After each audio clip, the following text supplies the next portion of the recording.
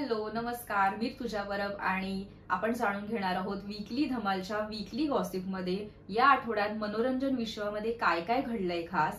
चला तर जाणून घेऊयात.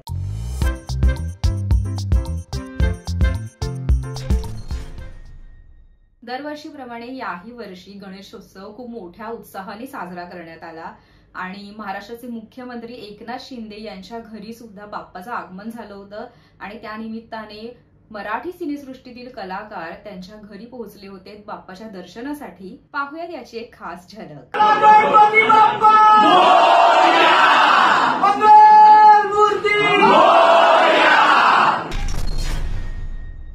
अभिनेता अक्षय मुडावतकर आणि अभिनेत्री अक्षय नाईक आता छोट्या पडद्यानंतर रंगभूमीवरती एंट्री करण्यासाठी सज्ज झालेले आहेत. दोघेही चूक भूल द्यावी घ्यावी या दिलीप प्रभावळकर यांच्या नाटकात मुख्य भूमिकेत दिसणार आहेत. नुकतीच या नाटकाची रंगीत तालीम झाली असून या नाटकाचा शुभारंभ प्रयोग येत्या 1 ऑक्टोबरला होणार आहे.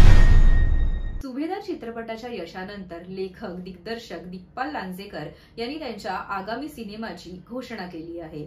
शिवरायांचा छावा असं या सिनेमाचं नाव असून या सिनेमात अद्याप कोणता कलाकार दिसणार आहे हे अजूनही गुलदस्त्यात आहे. 16 फेब्रुवारी 2024 रोजी हा चित्रपट प्रदर्शित होणार आहे. छत्रपती संभाजी महाराजांच्या जीवनावर आधारित या चित्रपटात छत्रपती संभाजी महाराजांच्या भूमिकेत कोणता कलाकार दिसणार हे अजूनही गुलदस्त्यात ठेवण्यात आलंय. अभिनेता हार्दिक जोशी क्लब 52 या आगामी सिनेमामध्ये दिसणार आहे. अभिनेता हार्दिक जोशी सोबत या सिनेमात अभिनेता भरत ठाकूर सुद्धा स्क्रीन शेअर करणार आहे. नाथ प्रोडक्शन्सची प्रस्तुती आणि निर्मिती असलेल्या वैशाली ठाकूर निर्मित हा चित्रपट 15 डिसेंबर पासून संपूर्ण महाराष्ट्रात प्रदर्शित होणार आहे.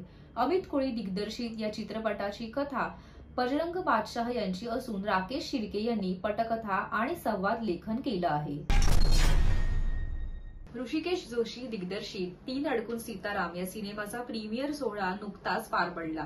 या प्रीमियर सोहळ्याला मराठी सिनेसृष्टीतील कलाकारांनी हजेरी लावली होती. चला तर पाहूयात ही खास झलक.